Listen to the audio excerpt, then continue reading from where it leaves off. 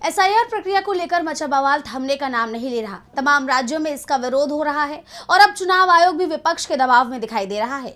आयोग ने एसआईआर प्रक्रिया में बड़ा बदलाव किया है, जिसे विपक्ष की जीत के तौर पर देखा जा रहा है, लेकिन बीजेपी के लिए जरूर आयोग का यह फैसला झटका माना जा रहा है।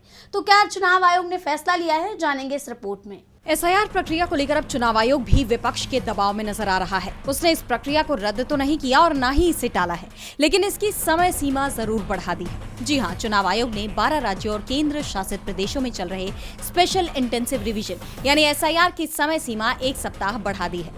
आयोग ने कहा कि मतदाता जोड़ने हटाने का एन्यूमरेशन पीरियड यानी वोटर वेरिफिकेशन अब 11 दिसंबर तक चलेगा, जो पहले 4 दिसंबर तक तय था। वहीं पहले ड्राफ्ट लिस्ट 9 दिसंबर को जारी होनी थी, लेकिन अब इसे 16 दिसंबर को जारी किया जाएगा और अंतिम मतदाता सूची 14 फरवरी 2026 को प्रकाशित की जाएगी। यानी पूरा का पूरा कार्यक्रम बदल दिया गया है और माना जा रहा है कि ये सब कुछ हुआ है विपक्ष के दबाव में, क्योंकि एसआईआर का विरोध तो विपक्ष ही कर रहा है। बीजेपी को इस प्रक्रिया से कोई शिकायत नहीं है, ना ही उसे इसमें कोई खामी नजर आ रही है, जबकि विपक्ष बीएलओस पर बढ़ते दबाव का मुद्दा भी उठा रहा है।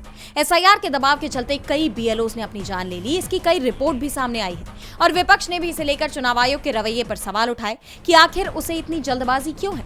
जिसके बाद अब आयोग की तरफ से प्रक्रिया की टाइमलाइन में तो बदलाव किया ही गया, साथ ही बीएलओस को डबल सैलरी देने का भी ऐलान किया गया है। चुनाव आयोग ने बूथ लेवल ऑफिसर्स की सैलरी 6,000 से बढ़ाकर 12,000 रुपए सालाना कर दी है। वहीं बीएलओ सुपरवाइजर की सैलरी भी 12,000 से बढ़ाकर 18,000 रुपए कर दी गई।